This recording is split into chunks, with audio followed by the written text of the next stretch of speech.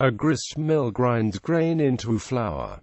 The term can refer to both the grinding mechanism and a building that holds it. History. Early history. The Greek geographer Strabo reports in his Geography a water-powered grain mill to have existed near the palace of King Mithridates VI, Eupator et Cabira, Asia Minor, before 71 BC. The early mills had horizontal paddle wheels, an arrangement which later became known as the Norse wheel, as many were found in Scandinavia. The paddle wheel was attached to a shaft which was, in turn, attached to the center of the millstone called the runner stone. The turning force produced by the water on the paddles was transferred directly to the runner stone, causing it to grind against a stationary bed, a stone of a similar size and shape. This simple arrangement required no gears, but had the disadvantage that the speed of rotation of the stone was dependent on the volume and flow of water available and was, therefore, only suitable for use in mountainous regions with fast-flowing streams.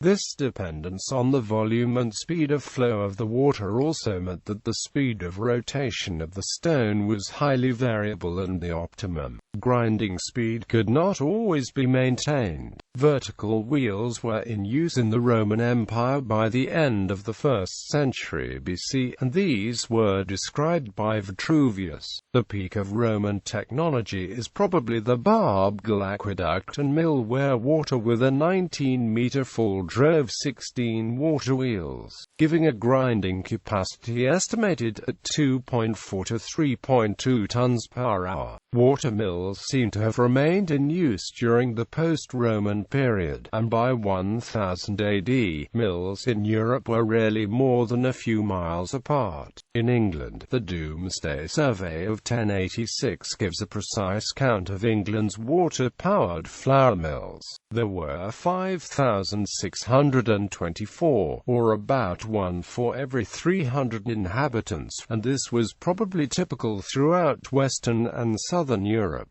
For this time onward, water wheels began to be used for purposes other than grist milling. In England, the number of mills in operation followed population growth and peaked around 17,000 by 1300. Limited extant examples of grist mills can be found in Europe from the High Middle Ages. An extant well-preserved water wheel and grist mill on the Ebro River in Spain is associated with the Real Monasterio de Nuestra Señora de Rueda, built by the Cistercian monks in 1202. The Cistercians were known for the use of this technology in Western Europe in the period 1100 to 1350. Geared grist mills were also built in the medieval Near East and North Africa, which were used for grinding grain and other seeds to produce meals. Grist mills in the Islamic world were powered by both water and wind. The first wind-powered grist mills were built in the 9th and 10th centuries in what are now Afghanistan, Pakistan and Iran. Classical British and American mills, although the terms grist mill or corn mill can refer to any mill that grinds grain. The terms were used historically for a local mill where farmers brought their own grain and received back ground meal or flour, minus a percentage called the miller's toll. Early mills were almost always built and supported by farming communities, and the miller received the miller's toll in lieu of wages. Most towns and villages had their own mills so that local farmers could easily transport the grain that to be milled. These communities were dependent on the local mill as bread was a staple part of the diet. Classical mill designs are usually water-powered, though some are powered by the wind or by livestock. In a watermill, a sluice gate is opened to allow water to flow onto or under a water wheel to make it turn. In most watermills, the water wheel was mounted vertically, edge on in the water, but in some cases horizontally. Later designs incorporated horizontal steel or cast iron turbines, and these were sometimes refitted into the old wheel mills. In most wheel-driven mills, a large gear wheel called the pit wheel is mounted on the same axle as the water wheel, and this drives a smaller gear wheel, the wallower, on a main drive shaft running vertically from the bottom to the top of the building. This system of gearing ensures that the main shaft turns faster than the water wheel, which typically rotates at around 10 revolutions per minute. The millstones themselves turn at around 120 revolutions per minute.